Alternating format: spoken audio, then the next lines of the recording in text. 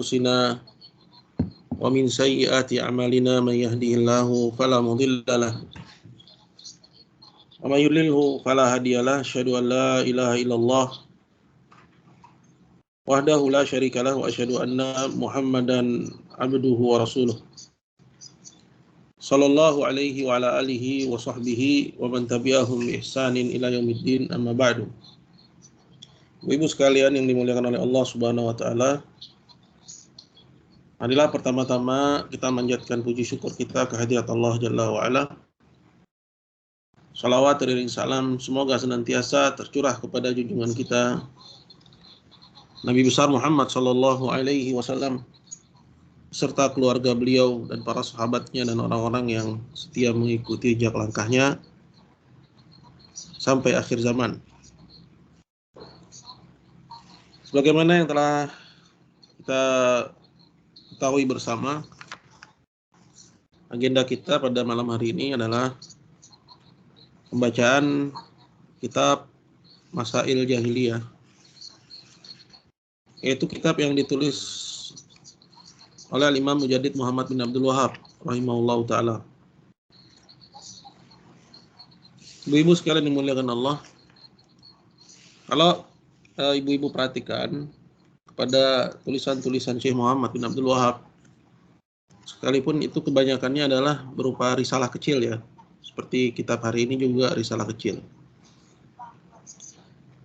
Itu semua merupakan upaya dari beliau rahimahullah untuk memahamkan kaum muslimin tentang hakikat agama Nabi Muhammad SAW, ajaran yang dibawa oleh Nabi SAW. Kita telah membahas seperti misalnya Al-Qawaidul Arba, 4 kaidah ya, dalam memahami dinul Islam. Begitu juga kita juga sudah membahas seperti misalnya tafsir kalimat tauhid ya, dan juga yang lainnya. Dan ini merupakan, atau kitab ini merupakan upaya lain gitu ya dari penulis ya, dia berbicara dari sisi yang lain, namun tujuannya adalah sampai kepada kesimpulan yang sama ya. Jadi ini saya ingin sampaikan ini kepada ibu-ibu sekalian ya, untuk kita bisa memahami dan mengerti akan apa maksud dari Syekh Muhammad bin Abdul Wahhab dalam karyanya Masail Jahiliyah. Kalau kita lihat dari judul kitab misalnya ya, Masail bentuk jamak dari masalah atau persoalan-persoalan dalam bahasa kita. Al-Jahiliyah maksudnya orang-orang yang hidup sebelum kedatangan Islam, sebelum Islam itu dibawa oleh Nabi SAW. Ya, jadi mereka ini punya, atau orang-orang jahiliyah ini, orang-orang yang hidup sebelum Islam itu mereka punya cara hidup. Ya. Nah, cara hidup ini ketika Nabi SAW datang ke tengah mereka, Nabi ya ganti, Nabi tukar, ya, kira-kira gitu. Jadi yang dimaksud dari Masail Jahiliyah adalah persoalan-persoalan jahiliyah, cara-cara hidup orang-orang jahiliyah, baik itu terkait dengan keyakinan mereka, cara pandang mereka, ya, yang diselisihi, yang dilanggar atau ditukar, diganti oleh Nabi kita Muhammad SAW dengan Islam. Tentunya nanti kita akan sampai kepada kesimpulan, kita paham apa itu agama jahiliyah dan paham apa agama yang dibawa oleh Nabi Muhammad SAW. Itu tujuan akhir dari pembahasan kita. Nah, kalau kita lihat kepada maksud dari kitab ini, maka dia memuat persoalan yang sangat penting ya, agar kita ini yang hidup belakangan ya paham apa itu agama Islam yang kita pegang dan apa yang seharusnya kita lakukan ya, agar Islam kita itu tetap ya murni, tetap asli Ya, yaitu dengan menjauhi ajaran-ajaran jahiliyah. Sebelum kita masuk kepada pembahasan kita, yaitu problem yang keempat. Ya. Kita akan sedikit mengulang dulu ya, untuk kita betul paham apa 3 persoalan yang sudah dibahas duluan. Ya. Yang pertama itu tentang ajaran kesyirikan. Ya, bahwa orang-orang musyrikin ajarannya adalah beribadah kepada wali dan orang-orang soleh sebagai perantara. Ya, ini kita ambil secara ringkasnya aja. Yang kedua, ya, bahwa orang-orang jahiliyah dulu itu berbeda-beda dalam beragama. Ya, dan menganggap bahwa ya, perselisihan dalam cara beragama ini sebagai kekayaan ya, spiritual, ya. Nah, terkait dengan yang pertama, Nabi bawa ajaran tauhid, melanggar apa yang ada pada orang jahiliyah berupa kesyirikan. Yang kedua, Nabi mengajak untuk bersatu dalam beragama. Ya. Saya rasa ini harusnya sudah sangat difahami dengan betul, insya Allah ya, ibu-ibu sekalian. Kemudian yang ketiga, itu bahwa orang-orang jahiliyah dulu menganggap menyelisih pemimpin, menyelisih pemerintah, itu sebagai ya sikap yang terpuji, bahwa orangnya dijuluki sebagai pemberani, pahlawan. Nah, ini dilanggar oleh Nabi SAW. Nabi datang membawa ajaran Islam, mengajarkan untuk bersatu di bawah seorang pemimpin. Ya, untuk senantiasa taat dan tunduk ya kepada pemimpin, dan bahwasanya ketaatan dan ketundukan itu bukan kehinaan. Ini 3 persoalan yang sudah duluan kita bahas, ibu-ibu sekalian. Kalau ibu-ibu perhatikan ya, dari yang pertama, kedua, dan ketiga, masyarakat muslim zaman sekarang ini ya, mereka justru meninggalkan agamanya, meninggalkan Islam. Dalam hal tauhid, mereka melakukan kesyirikan. Ya, dalam masalah beragama, mereka lebih menganggap bahwa perpecahan dianggap sebagai keragaman. Ya, perbedaan cara beragama dianggap sebagai kemuliaan dan itu kekayaan. Ya. Kemudian yang terakhir, orang yang tunduk taat kepada pemimpin dianggap pengecut. Sebaliknya, orang yang menentang pemimpin dianggap sebagai pemberani dan seorang yang ya agamawan, dan seterusnya. Di sini kita tahu ya, bagaimana ya apa yang dianggap oleh kaum muslimin sebagai kebenaran, ya, dianggap oleh banyak dari umat Islam sekarang sebagai kebenaran, ternyata ya itu menyelisih agama Islam. Nah, ini yang kemarin sudah kita bahas, ibu-ibu sekalian. Di malam hari ini kita akan bahas perkara yang keempat dari perkara-perkara jahiliyah.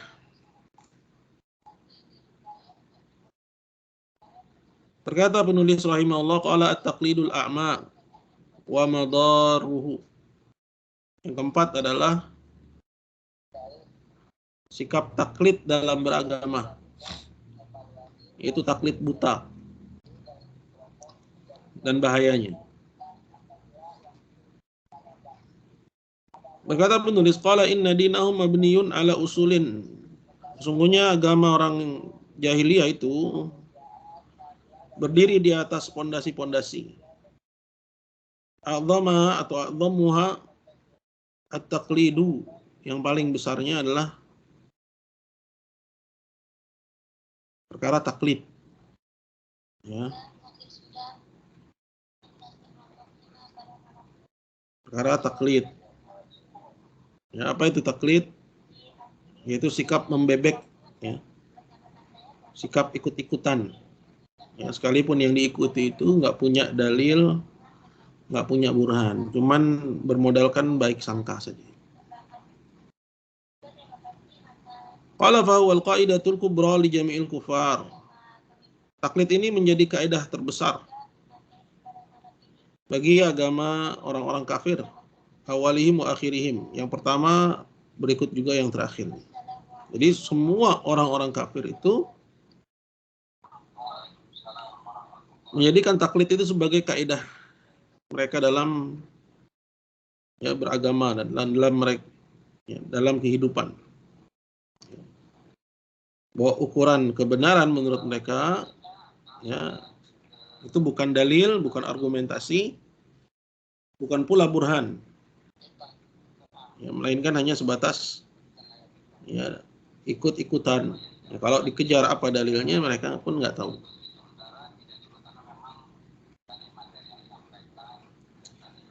Kemudian kata penulis, qala kama qala ta'ala, sebagaimana hal ini Allah Azza wa Jalla firmankan dalam surat Az-Zukhruf ayat 23. Kata Allah, wa kadzalika ma arsalna min qablika fi qaryatin min nadhir. Dan demikianlah tiada kami utus sebelum engkau Muhammad pada satu kampung dari seorang pun pemberi peringatan. Maksudnya semua negeri itu Allah utus kepadanya seorang pemberi peringatan. Namun kebiasaannya kata Allah, laqala mutrafuha, melainkan orang-orang terpandangnya itu pasti mengatakan, maksudnya menolak apa yang diserukan oleh pembawa peringatan tersebut dengan alasan inna wajadna aba'ana ala ummah. Sesungguhnya kami telah dapati bapak moyang kami di atas satu ajaran. Maksudnya mereka menolak ajaran yang baru. Ya. Wa inna ala athari muqtadun, dan sungguhnya kami hanya mau ikut kepada jejak langkah mereka, itu kepada agama mereka. Maksudnya agama yang diturunkan oleh nenek moyang mereka. Jadi antum lihat pada ayat kedua-tiga dari surat Zukhruf ini, alasan mereka cuman alasan mereka adalah menolak kebenaran yang dibawa oleh seorang pemberi peringatan, nabi atau selainnya, adalah agama nenek moyang. Agama nenek moyang ini mereka tetap ikutin, sekalipun nenek moyang mereka ini nggak memiliki petunjuk dan tidak memiliki ilmu.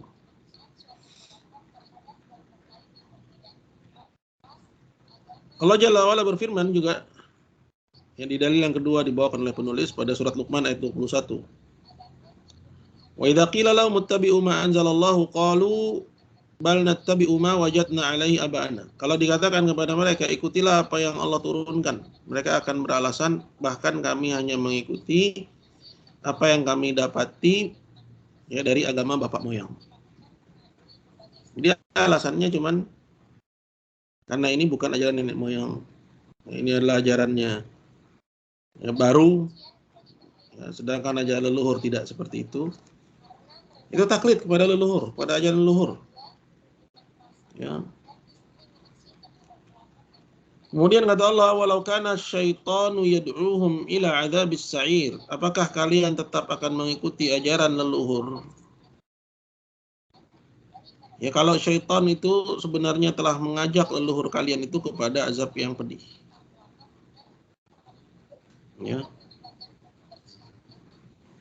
Artinya mereka tidak berdiri di atas alasan selain taklid ini. Ini ajarannya orang-orang jahiliyah dulu. Jadi yang menjadi alasan kenapa mereka menolak ajaran Nabi yang datang kepada mereka tiada lain adalah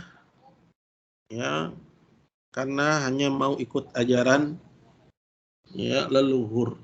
Jadi kalau kita lihat sekarang ini ibu-ibu sekalian, di Indonesia itu ada kampanye untuk melestarikan ajaran leluhur. Kampanye melestarikan budaya Ya, kemudian menganggap bahwa ajaran Islam itu ajaran dari luar, sedangkan Nusantara itu punya ajarannya sendiri. Ya, kemarin mereka bilang Hindu Buddha, ya itu merupakan ya warisan leluhur, ajaran asli Indonesia. Belakangan akhirnya mereka juga ralat karena mereka tahu bahwa Hindu Buddha datang dari India dan juga dari Cina. Mereka bilang ajaran leluhur itu ajaran kepercayaan. Lihat ya, yang ngomong begitu itu bukan orang yang nggak mengaku Muslim, bahkan orang yang mengaku Muslim. Ya. Jadi ini akibat mereka nggak paham agama. Sehingga akhirnya dari mempertahankan ajaran leluhur, ya orang-orang sekarang pun akhirnya ngapain? Melakukan banyak dari ritual-ritual kesyirikan kepada Allah Subhanahu wa taala. Ya, karena ajaran leluhur ya Nusantara itu ya kesyirikan.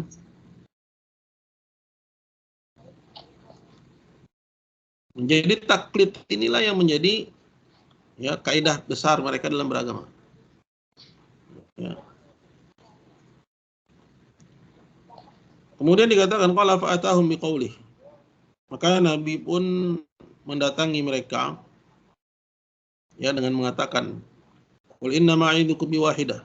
Katakanlah wahai Muhammad kepada mereka, sungguhnya aku peringatkan kalian dengan satu hal, antaqumu lillah, berdirilah karena Allah, matna wa furada, baik ya berkelompok-kelompok atau sendiri-sendiri. Tsumma tatafakkaru ma bisahibikum min jinnah. Kemudian fikirkanlah bahwa sahabat kalian ini, maksudnya Nabi Muhammad, yang bawa ajaran Islam pada kalian, dia bukan orang gila. Ya, maksudnya apa yang dibawa oleh Nabi SAW adalah ajaran kebenaran dan jangan kalian berpegang ya terus-terusan dengan alasan ya mengikuti ajaran nenek moyang. Ya. Dan Allah Jalla wa'ala juga berfirman dalam surat Al-A'raf ayat 3, ittabi'u ma unzila ilaikum min rabbikum. Ikutilah apa yang diturunkan kepada kalian dari Rabb kalian, wala tattabi'u min dunih. Dan jangan kalian ikuti selainnya. Ya, sebagai aulia, ya penolong bagi kalian. Qalilan ma tadhakkarun, sedikit dari kalian mengingat hal ini. Maksudnya adalah bahwa seorang muslim dalam beragama jangan mengikuti ajaran orang-orang jahiliyah. Ya, hendaknya mereka mau untuk meneliti kembali. Ya, mau meng-cross check. Ya, mau menelaah. Yang selamat dari kesalahan hanya Nabi Muhammad SAW. Adapun selain Nabi, ulama bisa salah. Ya. Ustadz bisa salah, dai bisa salah. Mau sesenior apa dia bisa salah. Ya. Karena yang Allah tetapkan baginya al-ismah, bahwa dia itu maksum, hanya Nabi Muhammad SAW. Al-Quran maksum. Tafsirannya, ya itu Allah jaga. Ya. Tinggal seorang ini mau mencari tahu apa enggak. Ya, untuk mengikuti kebenaran dan meninggalkan sikap hanya ikut-ikutan pada ajaran nenek moyang, menolak tauhid atau ikut kepada ajaran seorang alim, seorang ulama, menolak kebenaran, ya, hanya berdasarkan husnuzon, baik sangka atau ustadz. Ya. Jadi seorang muslim atau salafi atau sunnah, ya, dia harus meninggalkan taklid buta. Ya. Dikatakan oleh Syekh Shalih Al-Fauzan, qala min masail jahiliyah annahum la yabnuna dinahum ala ma ja'at bir rusul alaihi wassalatu wassalam. Termasuk perkara jahiliyah bahwasanya orang-orang jahiliyah dulu tidak membangun agama mereka di atas apa yang dibawa oleh para rasul alaihi wassalatu wassalam. Ya. Wa innama yabnuna dinahum ala usulin ahdatsuha. Melainkan mereka bangun agama mereka di atas pokok-pokok yang mereka buat-buat. Hum min indi anfusihim. Yang sesuai dengan hawa nafsu mereka. Jadi standar kebenaran itu berdasarkan apa yang mereka buat. Itu diantaranya taklid kepada ajaran nenek moyang. Wala yaqbaluna at-tahawul anha, dan tidak ya bersedia untuk berpindah darinya. Menganggap persoalan ini udah selesai. Ya. Sama seperti orang-orang zaman sekarang menganggap bahwa persoalan agama udah selesai, maka nggak perlu dibahas karena itu akan menciptakan konflik, ya. Sehingga kebanyakan pembicaraan mereka hanya urusan dunia. Kalau ada orang ngomong masalah agama, mereka jauhi. Kenapa? Karena dianggap itu sudah selesai dan hanya menumbuhkan dan menimbulkan ketegangan. Ya, padahal ya bisa jadi itulah cobaannya untuk dia mau menelaah, mengoreksi kembali. Ya. Dan orang-orang dulu pun juga begitu. Kenapa mereka menolak? Karena mereka menganggap persoalan agama ini sudah kelar, dianggap sudah selesai. Ya, mereka tidak lagi mau membahasnya dengan alasan bahwa ya itu nggak penting, yang penting adalah bagaimana meningkatkan perekonomian dan seterusnya. Kemudian kata Syekh qala minna taqlid, di antara pokok-pokok yang mereka pegangi itu sebagai pondasi mereka dalam beragama adalah mereka berpegangan dengan sikap taklid. Ya. Kalau wa in kana al-muqallid la yaslu lil qudwah, sekalipun ya orang yang diikuti itu nggak bisa dijadikan teladan, tetap mereka ikutin. Ya. Tetap mereka jadikan sebagai tolak ukur kebenaran. Ya, jadi yang menjadi tolak ukurnya bukan lagi nas Quran atau Sunnah, melainkan adalah Kiai Fulan, ya Habib Fulan. Kalau udah Habib yang ngomong pasti benar. Ya, sekalipun yang diomongin itu batil, yang seorang bisa ya, mendeteksi kebatilannya hanya ya tanpa harus berpikir panjang. Artinya begitu terang kebatilan yang dibawa olehnya. Tapi tetap diikutin oleh orang-orang. Ini juga diikuti oleh sebagian orang yang katanya mengikuti sunnah, taklid kepada ustadznya. Ya. Mereka bilang ini ustadz kibar, itu bukan kibar. Ya. Seolah-olah kebenaran tidak keluar melalui lisan ustadznya. Sehingga akhirnya yang paling parahnya adalah menolak tauhid. Ya, merasa bahwa tauhid sudah benar. Ya, padahal ya apabila didudukkan dengan dalil maka kita akan lihat ya kesalahan dan ya kekeliruan. Nah, ini taklid.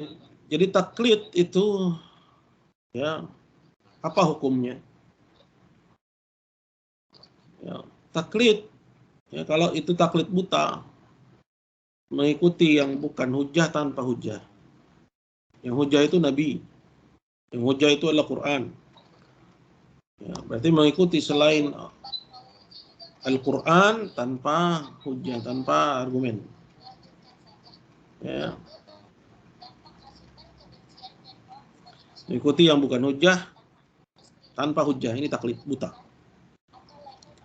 Adapun mengikuti dengan dalil itu disebut dengan ittiba. Ya, itu diperintahkan oleh Allah Azza wa Jalla. Ya. Jadi seorang misalnya melihat di hadapannya ada dua pendapat yang berbeda, kemudian dia cerna dan dia ikuti mana yang paling cocok dengan kebenaran sesuai tolak ukur dari kebenaran yang dia punya,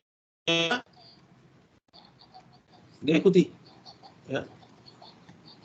Setelah dia pelajari dengan ilmu kapasitas yang dia punya, kemudian dia ikuti.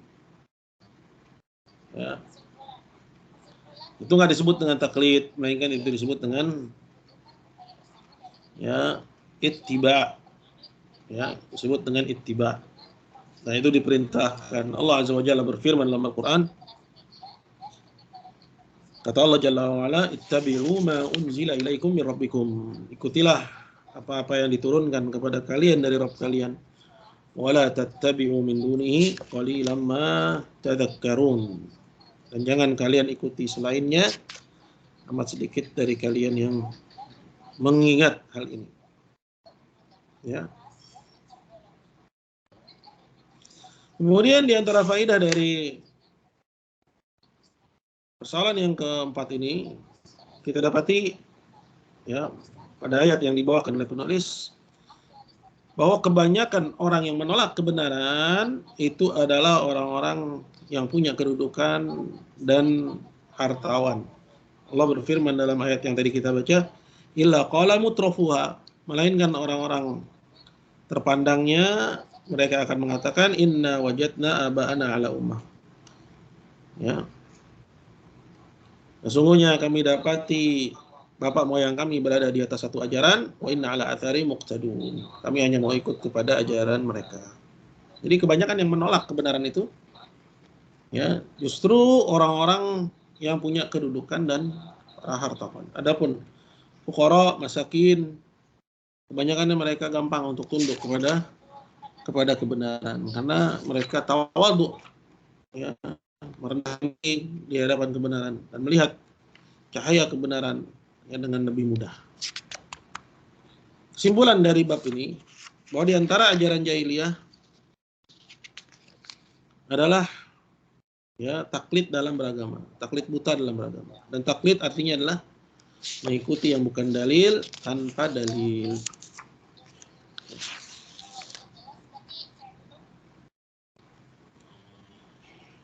Kemudian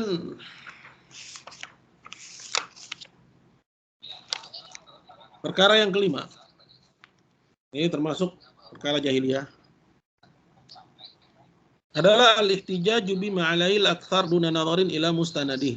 Berdalil dengan ya mayoritas. Jadi menurut orang jahiliyah yang benar itu yang pengikutnya banyak. Tanpa melihat kepada apa sandarannya. Ya. Nah, sikap seperti ini nggak boleh menjadi sikap seorang muslim dalam apakah menerima kebenaran atau menolak kebatilan. Menganggap bahwa kebenaran itu adalah yang banyak pengikutnya, bahwa yang sedikit pengikutnya itu berarti batil. Cara pandang seperti ini adalah cara pandangnya orang-orang jahiliyah. Nah, kan hendaknya orang melihat kepada argumentasi. Bisa jadi kebenaran itu bersama mayoritas, atau bisa juga bahkan yang banyak itu justru batil. Berdasarkan argumentasi, bukan kepada sedikit banyaknya pengikut. Ya. Begitu juga dalam melihat kebatilan. Ya, tidak menjadikan pengikutnya sedikit berarti batil, ya, atau banyak atau berarti ya di atas kebenaran. Jadi yang dijadikan dalil ya adalah ya tolak ukur kebenaran itu. Apa itu? Yaitu berupa ya sandaran yang layak, ya apakah Al-Qur'an atau apakah hadis Nabi Shallallahu alaihi wasallam. Ya. Berkata penulis, qala al-mas'alatul khamisah. Persoalan yang kelima. Inna min akbari qawaidihim al-iktiraru bil aktsar. Di antara kaidah mereka yang terbesar, ya maksudnya pegangannya orang-orang jahiliyah. Ya. Yang menjadi kaidah mereka yang terbesar adalah qala al-iktiraru bil aktsar. Tertipu dengan jumlah mayoritas. Menganggap bahwa yang lebih banyak pengikutnya berarti dia di atas kebenaran. Ya, wa yahtajun nabi ala sihhati syai'. Dan banyaknya pengikut itu dijadikan dalil oleh mereka dalam menilai benarnya sesuatu. Ya, jadi kalau pengikutnya banyak berarti benar.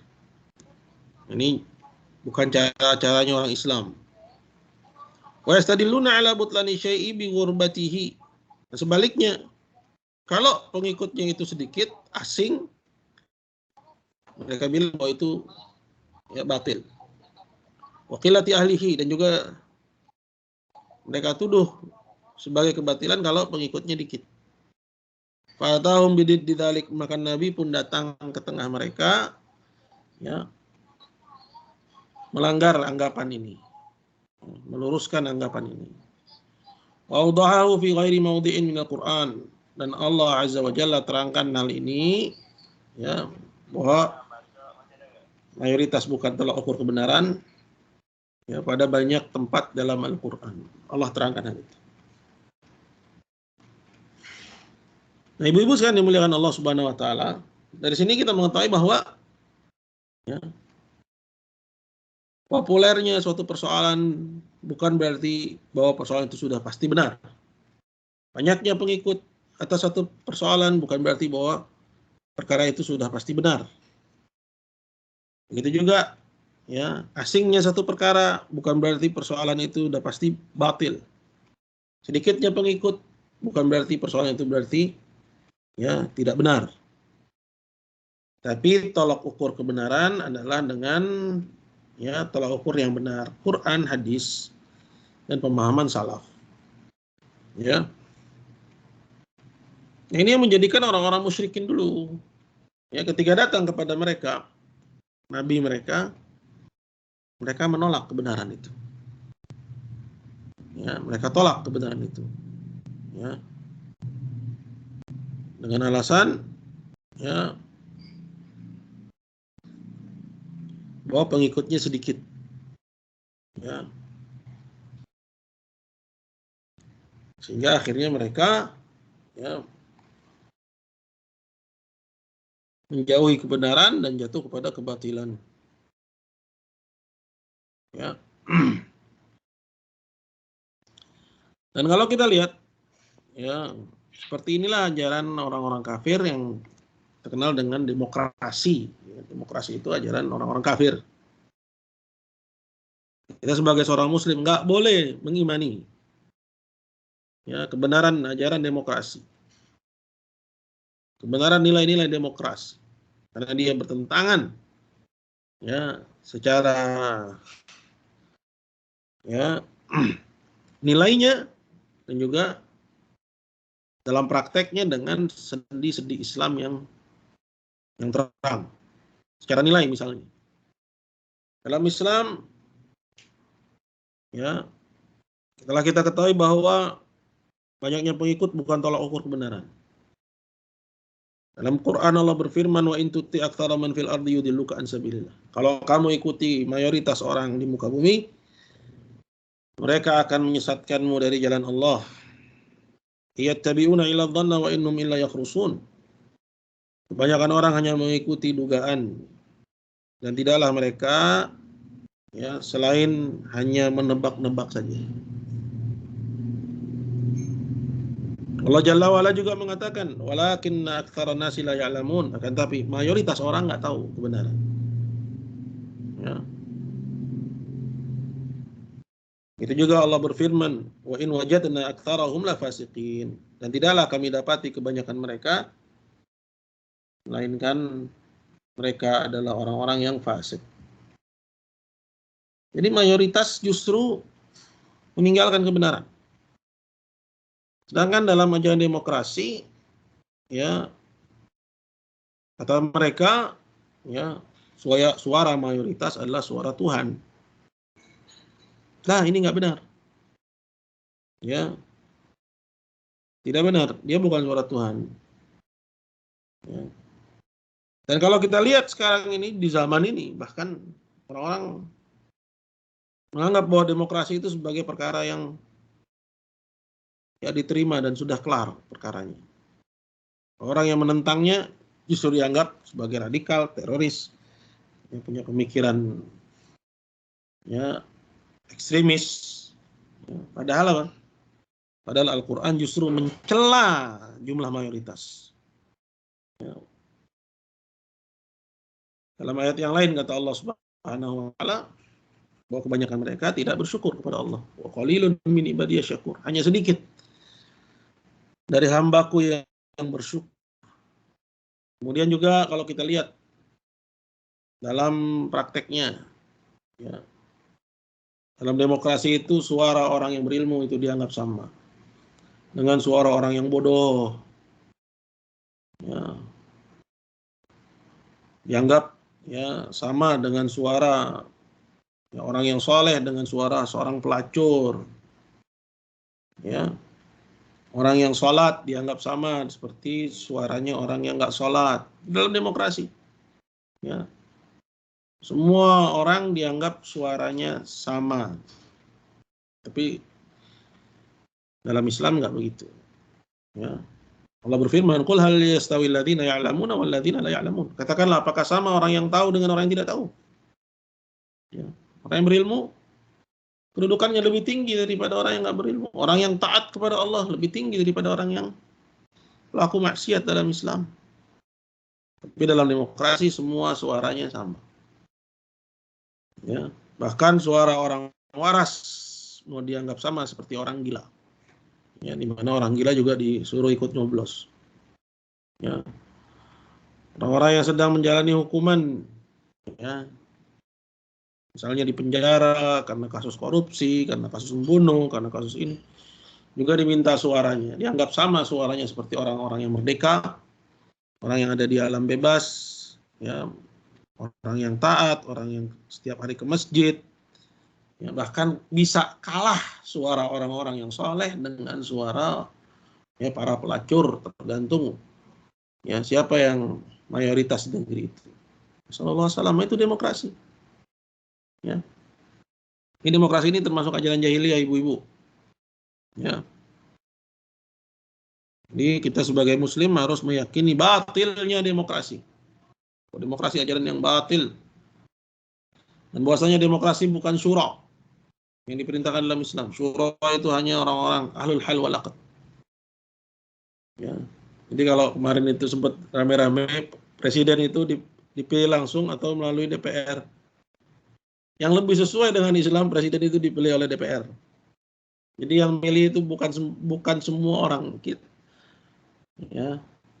Kebanyakan orang nggak pantas untuk memilih. Ya. Hanya cukup orang-orang yang ahlul hal wal aqd. Orang yang memiliki kaum cerdik-cendikia, orang-orang yang bertakwa misalnya.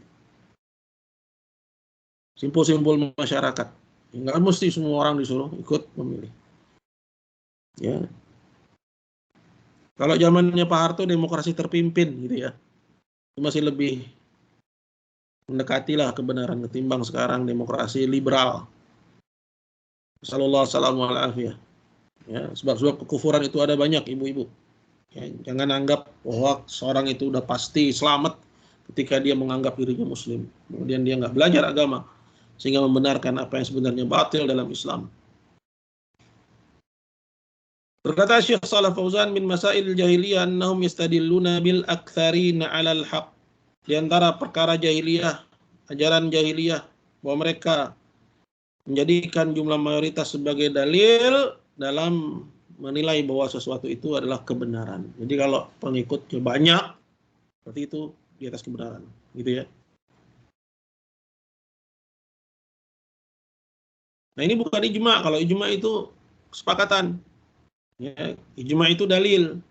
Ya, itu sepakatnya mujtahid umat di satu masa atas satu persoalan. Ya, kalau ijma itu dalilnya jelas, la tajtami'u ummati ala dhalalah. Umatku tidak akan berkumpul sepakat di atas kesesatan. Jadi ketika mereka sepakat, ini menunjukkan bahwa hal itu adalah kebenaran. Tapi ini bukan ijma. Ya, yang jadi masalah jahiliyah bukan ijma. Ya, jangan salah paham. Yaitu berdalil dengan mayoritas. Ya, sedangkan mayoritas itu kata Allah dalam ayat yang tadi kita baca, ya, bahwa kebanyakan orang itu tidak bersyukur. Wa qalilun min ibadiyasy syakur. Begitu juga wa in tuti aktsara man fil ard yudilluka an sabilillah. Kalau kamu ikuti mayoritas orang di muka bumi, mereka akan menyesatkanmu dari jalan Allah. Dan sekarang barat masuk Amerika, ya, mendikte negeri-negeri Islam untuk menerima demokrasi, ya, untuk menerima demokrasi, ya, umat Islam harus waspada, ya. Ya mungkin aja pemimpin satu negeri menerima demokrasi, tapi seorang yang paham agama, ya, cukup, ya, baginya agama Allah Subhanahu wa taala. Demokrasi ajaran orang-orang kafir. Wa yastadilluna bil aqallin ala ghairil haq. Dan sebaliknya, jumlah yang sedikit mereka jadikan, ya, dasar penilaian bahwa sesuatu itu di atas kebatilan. Jadi kalau pengikutnya sedikit, batil. Kalau pengikutnya banyak, benar. Maka alaihi lakar indahum fawal haq. Menurut orang-orang jahiliyah, yang diikuti oleh mayoritas, yang populer. Ya, kalau udah populer, maka itu benar, nggak mungkin salah. Ya, nggak apa-apa diikuti. Ya. Sallallahu alaihi wasallam. Ya, sekarang hampir semua agama, kepercayaan, ya, menganggap bolehnya nikah, ya, menganggap legal pernikahan sejenis. Tinggal Islam, alhamdulillah, Islam, ya, benteng terakhir. Jangan sampai kita ini ikut-ikutan. Ya, ini sebab dari kebinasaan. Sallallahu alaihi wasallam. Wa makana alaila qalfa wa ghairul haq. Dan kalau pengikutnya sedikit, maka itu berarti enggak benar, berarti dia itu batil, sesat dia karena sedikit pengikutnya. Ini cara pandang orang jahiliyah. Hadza wal mizan indahum. Inilah tolak ukur orang-orang jahiliyah. Fi ma'rifatil haqqi minal batil, dalam mendeteksi mana yang benar dan mana yang batil. Hadza khata'. Ini adalah cara pandang yang keliru. Kenapa? Karena bertentangan dengan Al-Qur'an dan hadis Nabi sallallahu alaihi wasallam. Ya. Imam siapa ya, kalau nggak salah Hasan Al-Basri. Ya. Beliau berkata, wala tastauhish minal haqqi liqillatis salikin. Jangan kalian merasa risih untuk mengikuti kebenaran karena pengikutnya sedikit. Wala taqtaru bil kathrah, ya. Dan jangan kamu tertipu dengan mayoritas, ya, di kathratil halikin, karena banyaknya orang yang binasa. Karena banyaknya pengikut, padahal mereka binasa, kamu tertipu sehingga kamu ikutin itu. Ya, kebatilan kamu anggap dia sebagai kebenaran. Ya, jadi itu tolak ukur Islam. Bahkan kalau kita lihat hadis Nabi Shallallahu Alaihi Wasallam, Nabi mengatakan, bada al Islamu ghariban, fasayaudu ghariban kama bada fatuba lil ghuraba. Islam lahirnya dianggap asing, ya, pengikutnya sedikit, dan dia akhir zaman akan kembali asing. Ya. Maka beruntunglah orang-orang yang dianggap asing. Itu orang yang mengikuti tauhid yang hak. Ya, bukan sekedar pakai cadar hitam-hitam. Ya, keterasingan ketika awal kemunculan Islam itu tauhid. Dan akan kembali asing itu tauhid yang benar. Ya, maka pelajari tauhid yang benar. Ya. Yang keenam. Ya. Perkara yang keenam dari persoalan jahiliyah. Qala al-ihtijaju bima alaihi aqdamun duna nadharin ila mustanadih. Berdalil, ya, dalam, ya, menganggap sesuatu itu sebagai kebenaran. Ya, dalilnya apa? Dalilnya, ya, adalah al-aqdamun, ya, orang-orang terdahulu. Ini hampir mirip dengan yang keempat. Ya. Ya, maaf, bukan yang keempat.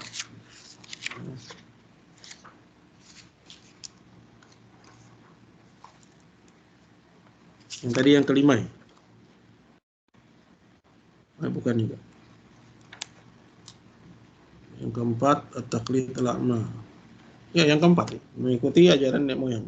Cuman yang keempat itu cara pandangnya, ya, atau cara beragamannya. Berdalil dengan taklid, ya, ikut-ikutan, cuma pengen ikut-ikutan aja. Nah, kalau yang keenam ini menganggap bahwa apa yang dilakukan oleh orang dulu itu pasti benar. Kalau nggak selaras dengan apa yang dilakukan oleh orang terdahulu, maka itu salah. Nah, ini perkara yang keenam. Kata Syekh, qala al-ihtijaju bil mutaqaddimin. Berdalil dengan orang-orang terdahulu. Ya. Artinya kalau kamu benar, terus gimana dong dengan orang-orang ya tua kita yang udah nggak ada? Apakah mereka sesat? Nggak mungkin mereka sesat. Gitu. Ya. Kaqaulihi ta'ala, seperti yang Allah Ta'ala firmankan. Ini perkataan Firaun disebut dengan hujahnya Firaun. Bahwa Firaun berkata kepada Musa, qala fama balul qurunil ula. Lantas gimana dong dengan kurun-kurun yang terdahulu? Ya, kamu bawa ajaran tapi orang-orang dulu ajarannya nggak sama dengan kamu. Apa kamu benar sedangkan mereka sesat? Kira-kira gitu. Ya, padahal orang terdahulu yang mereka jadikan dalil, ya itu orang-orang yang mereka juga tidak berada di atas kebenaran. Dan juga firman Allah Jalla wa'ala dalam surat Al-Mu'minun ayat 24. Ma sami'na bihadza fi abainal awwalin. Kami tidak pernah mendengar ajaran yang kamu bawa ini pada bapak moyang kami yang pertama. Jadi orang dulu dijadikan dalil sebagai tolak ukur kebenaran. Ya, setiap kali datang kepada mereka seorang rasul, mereka tolak kebenaran itu dengan alasan, ya ini nggak pernah dilakukan oleh ya orang-orang terdahulu, bapak moyang kami, ya begitu juga orang-orang yang telah mendahului kami, mereka semua nggak sama ajarannya dengan apa yang kamu bawa, berarti mereka nggak mungkin salah, kalau gitu kamu yang sesat. Dan seperti itu yang dihadapi oleh Nabi SAW. Dan bahkan semua Nabi dan Rasul menghadapi orang-orang yang memiliki cara pandang dalam menilai kebenaran, ya berdasarkan ajaran orang-orang dulu. Ya. Berkata Syiqal, ai idza ja'atum rusul bil haqq. Kalau datang kepada mereka para rasul membawa kebenaran, ihtaju bi abaihim. Mereka menolak kebenaran itu dengan dalih ya bapak moyangnya. Artinya bahwa bapak moyang mereka nggak tahu tentang kebenaran yang kamu bawa, nggak mungkin. Kalau aku terima ajaranmu, berarti aku menganggap bahwa bapak moyang kami itu sesat. Dan mereka sangat jaga itu. Ya. Akhirnya mereka bilang, ya kami ikut ajaran bapak moyang, sedangkan yang kamu bawa adalah ajaran baru, dan yang kamu bawa adalah kesesatan. Fa inna Musa alaihissalam, karena sungguhnya Musa alaihissalam, lama da'a Fir'auna ilal iman, ketika Musa mengajak Fir'aun untuk beriman, ihtajja Fir'aun bima alaihil awwalun. Fir'aun pun berdalil dalam menolak kebenaran yang dibawa oleh Musa dengan ajaran orang-orang terdahulu. Kata Fir'aun, fama balul qurunil ula. Lalu gimana dong dengan nasib orang-orang terdahulu? Kalau aku ikut kamu, berarti itu sama saja mencela ajaran orang-orang terdahulu, dan itu tidak mungkin, kata mereka. Yuridu an yahtajja bima alaihil qurunil ula allati sabaqathu minal kafarah. Fir'aun pengen berdalil ya dengan ajaran orang-orang terdahulu yang sudah mendahului Fir'aun ini dalam kekafiran. Wa hadhihi hujjatun batilah, ini adalah hujah yang batil, wa hiya hujjatun jahiliyah, dan ini adalah alasan dan argumennya orang-orang jahiliyah. Wa kama qala qaum Nuh, dan juga seperti yang dikatakan oleh kaum Nuh, lamma da'ahum ilallah, ketika Nuh menyeru mereka, kaumnya, mengajaknya kepada agama Allah, agama tauhid, qalu, maka kaumnya pun berkata, ma hadza illa basyarum mithlukum. Nuh ini tidak lebih hanya manusia seperti kalian. Yuridu an yatafaddala alaikum, dia ngaku sebagai nabi karena pengen dianggap lebih unggul dari kalian. Walau sya'allahu la anzala al malaikah, kalau Allah mau dia akan turunkan malaikah. Ya, bukan Nuh yang dia kirim kepada kita, tapi malaikat yang dia kirim kepada kita. Sami'na bihadza. Apa yang dibawa Nuh kami nggak pernah dengar sebelumnya. Fi abainal awwalin. Pada ajaran bapak moyang kami yang terdahulu. Faqabalu da'watan Nabi Allah Nuh alaihi salam bima alaihi aba'uhum ala annahu haq. Jadi mereka menentang seruan Nabi Allah Nuh alaihi salam dengan ajaran bapak moyang mereka, menganggap bahwa yang dipegang oleh bapak moyang mereka padahal itu kekufuran, itulah yang benar. Wa anna ma jaa bihi Nuh batil, dan apa yang dibawa oleh Nuh itu adalah kebatilan, li'annahu mukhalifun lima alaihi aba'uhum. Karena yang dibawa oleh Nuh itu menyelisih apa yang dibawa oleh bapak moyang mereka. Seperti itu argumentasinya orang-orang kafir. Orang-orang kafir Quraisy ketika Nabi datang ke mereka juga alasannya sama.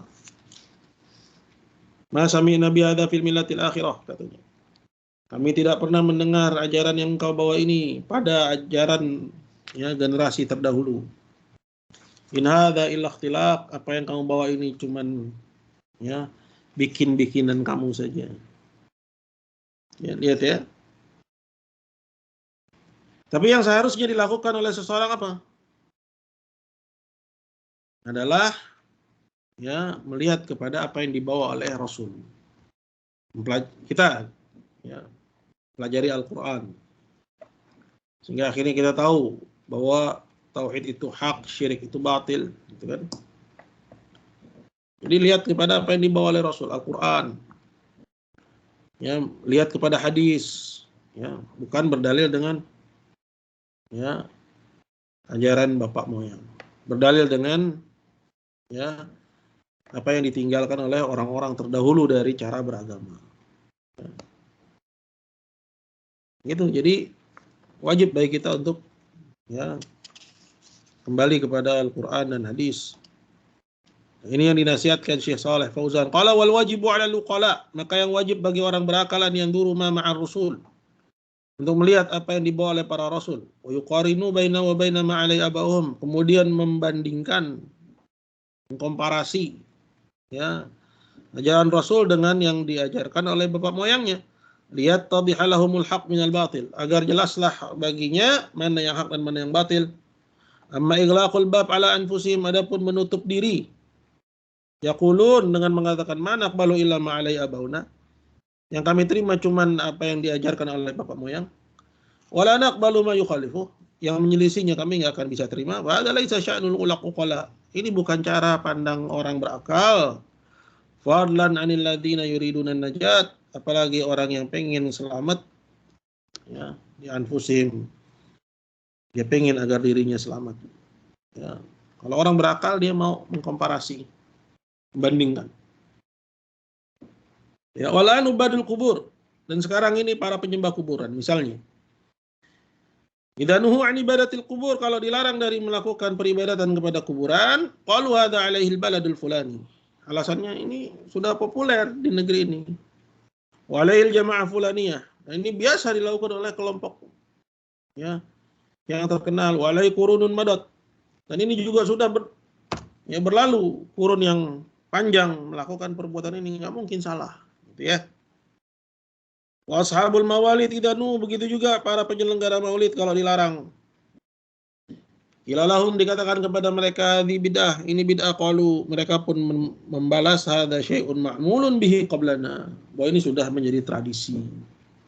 Wa kana batilan ma'amiluhu, kalaulah perkara ini batil tentu orang-orang dulu nggak mungkin mengerjakannya. Hadza ihtijaju al-jahiliyah, inilah argumentasinya orang-orang jahiliyah. Dan begitu juga dalam semua perkara. Jangan cuman dasarnya ikut-ikutan. Jangan melihat kepada jumlah. Jangan juga melihat kepada ajaran orang terdahulu, tapi yang menjadi tolak ukur kebenaran itu apa? Adalah dalil. Apakah Quran atau Sunnah. Tinggal kita mau mencari tahu atau tidak. Itu aja persoalannya. Nah, baik ibu-ibu, mungkin ini 3 masalah untuk kajian kita pada kesempatan hari ini. Yang keempat, kelima, dan keenam. Insyaallah kita sambung ke yang ketujuh pada pertemuan yang akan datang. Kalau ada pertanyaan, ya, boleh saya persilahkan. Masya Allah, ya Ustaz. Alhamdulillah, jazakumullahu khairan atas materinya malam hari ini. Teman-teman sekalian, kita sudah mendapat tambahan 3 masalah jahiliyah yang sudah terjadi di zaman dulu dan pada faktanya terjadi juga di zaman kita sekarang ini. Dan kalau sudah ada contohnya seperti yang tadi Ustadz jelaskan, artinya kita juga bisa memahaminya, mempelajarinya, dan memperbaikinya agar tidak terjatuh kepada kesalahan yang sama di masa lalu. Bila ada yang ingin ditanyakan, teman-teman, dipersilahkan dari yang sudah kita pelajari dulu. Sudah ada?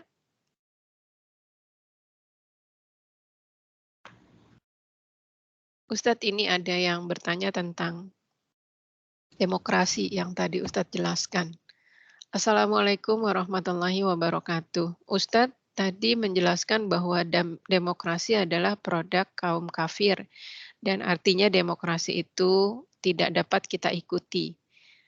Tetapi bagaimana konsep kita tidak boleh memahami atau mengikuti demokrasi, tetapi kita dibolehkan memilih dalam pemilu. Bagaimana hubungannya Ustadz? Jazakumullahu khairan atas penjelasan Ustadz. Ya, barakallahu fiik atas pertanyaannya. Untuk persoalan bahwa demokrasi ini produk kafir dan bahkan dia adalah kekufuran, yang pertama, ya Anda atau Ibu silahkan cari ya banyak kok sumbernya, ya, dalil-dalilnya agar semakin yakin akan hal ini. Tadi sudah kita sebutkan beberapa dalilnya. Kemudian yang kedua, ya, kekufurannya terletak pada meyakininya sebagai kebenaran. Ya, meyakininya sebagai kebenaran. Ini kekufuran. Kemudian yang ketiga, terkait dengan ya, fatwa beberapa ulama yang membolehkan. Ya, kita bagi dulu ya dalam pemilu itu ada memilih ya caleg, ada memilih presiden sekarang ya kan, semuanya pemilihan langsung. Ini kedudukannya nggak sama. Memilih caleg itu lebih berbahaya daripada memilih presiden. Kenapa? Karena caleg itu di antara fungsinya adalah membuat hukum. Ya, kita khawatir mereka membuat hukum buatan atau meloloskan hukum yang melanggar hukum Allah, itu gara-garanya kita. Dan memilih pemimpin, walaupun tadi sudah kita katakan bahwa yang paling mendekati Islam itu ya pemilihan tidak langsung. Itu yang memilih adalah DPR. Ya, namun jika ya, satu negara mempraktekkan pemilihan langsung di mana rakyatnya mengikuti atau ikut memilih pemimpinnya, maka dilihat ya, kalau para calonnya itu Muslim, sama-sama baik, nggak usah ikut milih. Ya, itu jalan yang lebih selamat. Tapi kalau ya calon-calonnya itu yang satu baik, yang satu diharapkan memberi kebaikan lebih daripada yang lainnya, ya, dan dikhawatirkan yang salah satunya itu akan memberi mudarat kepada Islam dan Muslimin. Nah, di sini letaknya fatwa ulama ya yang membolehkan ya, untuk memilih yang paling kecil mudaratnya. Ya, jadi dipilih yang paling kecil mudaratnya. Dengan catatan ya, bahwa tidak memilih itu lebih selamat daripada memilih. Mengingat bahwa ya, demokrasi itu adalah kekufuran. Ya. Jadi seorang itu mukhayyar, ya, dia punya pilihan mana yang dia lihat lebih mendekatkan dirinya kepada Allah Subhanahu Wa Taala. Ya.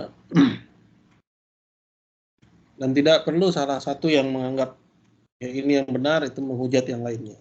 Jadi kalau menurutnya lebih baik memilih, ya silahkan. Dan apabila menurut yang lain bahwa yang lebih utama demi menjaga keimanan dan keselamatan agamanya di hadapan Allah adalah tidak memilih, maka itu juga kembali kepada pribadinya. Kira-kira itu jawaban saya, Ibu. Jazakallah khair. Masya Allah. Ya Ustadz. Wa jazakumullahu khairan. Ada lagi teman-teman yang ingin bertanya secara langsung?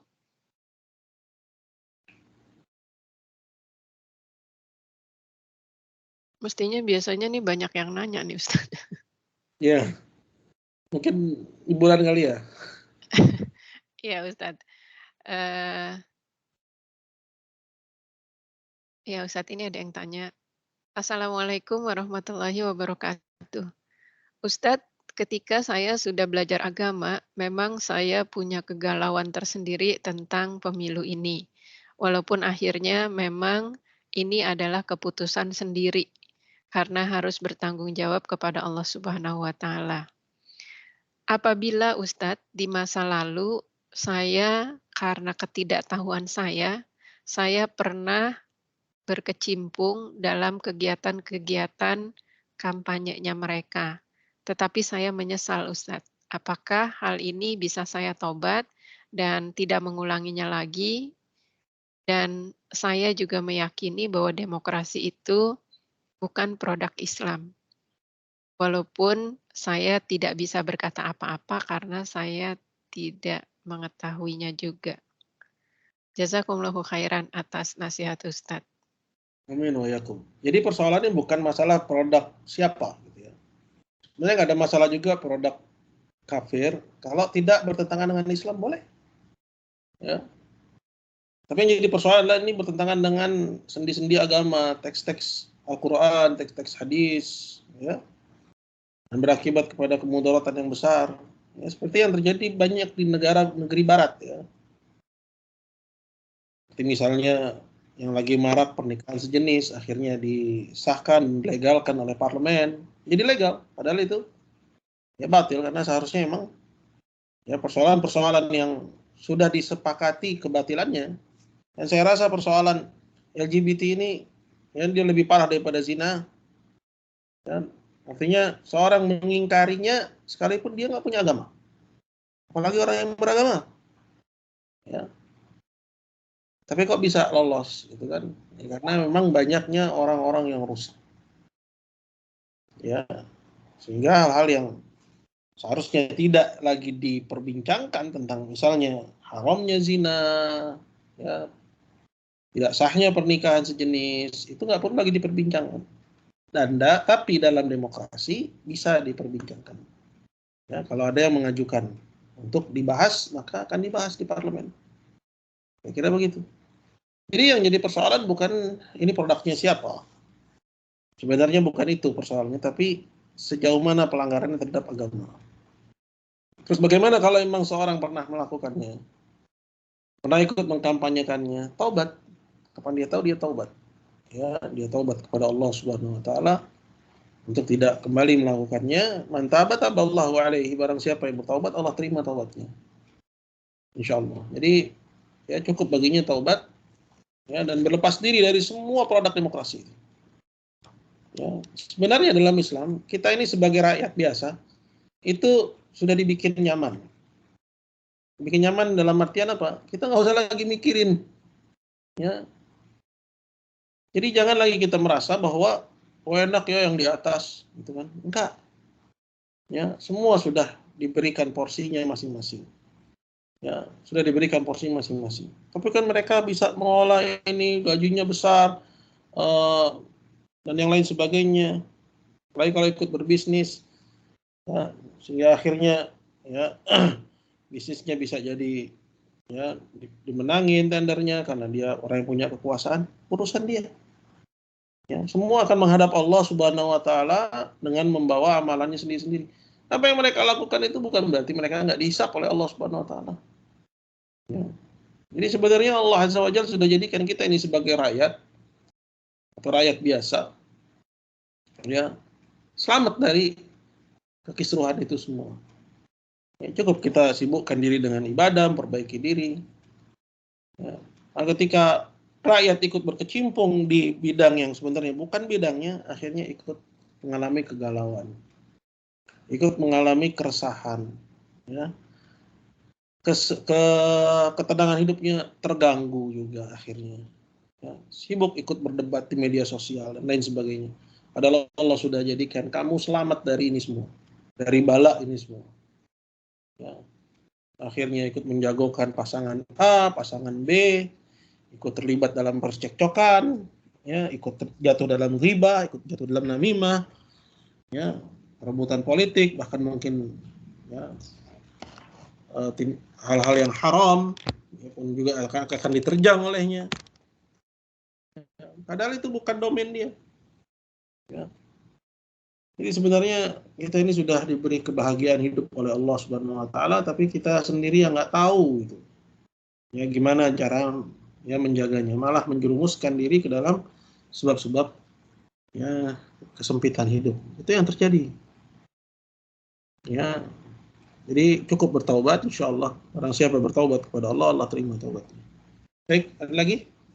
Ya Ustadz, ini ada 2 yang sudah ditulis, 1 yang ada di Skype Ustadz. Yang ada di Skype ini, Assalamualaikum, bagaimana sistem pemilihan pemimpin dan pemilihan wakil rakyat sesuai syariat Islam Ustadz?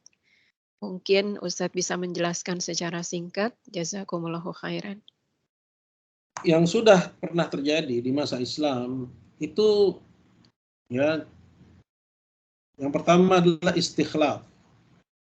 Istikhlaf itu menunjuk, ya baik secara terang-terangan atau secara isyarat.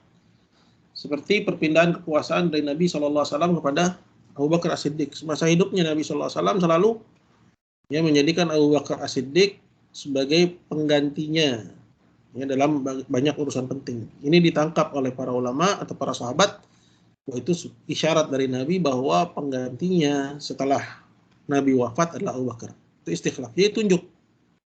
Ya, jadi misalnya sekarang ini ya, daripada kisruh-kisruh Pak Jokowi tunjuk anaknya, ya wes biarin. Gitu loh. Coba saya tanya kepada ibu-ibu, seneng nggak? Pasti jawabannya semuanya nggak seneng. Kenapa? Ya, pertama karena kita nggak begitu paham tentang metode yang benar dalam pemilihan, dalam suksesi dalam Islam. Ya, yang kedua karena mungkin adanya ya hasad, ya. Enak bener gitu kan, enak bener orang main tunjuk. Ya, dalam Islam itu tunjuk sebenarnya. Kerajaan-kerajaan itu penunjukan. Ya, yang satu mangkat digantikan sama ya putra mahkotanya, seperti yang ada di Saudi, disebut dengan waliul ahad. Ya, yaitu putra mahkota. Ya. Gantinya Raja Salman, kalau dia mangkat, ya ada Muhammad bin Salman. Nanti ada lagi, kalau Muhammad bin Salman yang meninggal, itu ada lagi. Ya. Siapa waliul ahadnya? Ya, mereka punya istilah. Jadi mereka udah buat sistem seperti itu dan itu tidak menyalahi Islam. Bahkan itu yang dulu terjadi di masa-masa ya generasi salafus saleh dulu. Yang kedua, dengan cara syura. Syura itu seperti apa? Seperti suksesi dari Abu Bakar kepada Umar. Atau Umar kepada Utsman. Itu dengan cara syura. Ditunjuk beberapa orang untuk memusyawarahkan siapa yang akan memimpin peninggalan penguasa yang sebelumnya. Jadi mereka yang tentukan. Jadi yang berdiskusi, bermusyawarah hanya sekumpulan orang-orang tertentu, enggak semua orang. Tidak semua orang. Nah itu berarti minim biaya, ya, enggak stres juga, biayanya masih bisa digunakan untuk kepentingan umat yang lain. Ini yang pertama jadi apa? Istikhlaf. Kemudian yang kedua adalah dengan cara ya syura. Yang ketiga ya bisa juga dengan cara kudeta. Ya cuman kudeta ini ya ada aturannya. Tidak boleh menggulingkan penguasa selagi dia masih muslim. Ya, selagi dia masih menegakkan di tengah kalian sholat. Ya. Dan kalau dia kafir kepada Allah Subhanahu wa taala, boleh dikudeta tapi dengan ketentuan. Yang pertama ya tidak menciptakan mudarat yang lebih besar. Ya. Yang kedua, ya sudah tahu siapa yang bakal menggantikannya, gitu ya. Ini diantara syarat-syaratnya, ya, dan punya kekuatan. Ini udah berapa? 3 ya. Istikhlaf, penunjukan langsung, kemudian syura, ya, kemudian yang ketiga dengan cara kudeta, itu juga masih ya, ada asal usulnya. Adapun dengan cara demokrasi, ini nggak ada asal usulnya dalam Islam. Ya, bahkan nilai-nilainya bertentangan dengan agama. Allahu a'lam.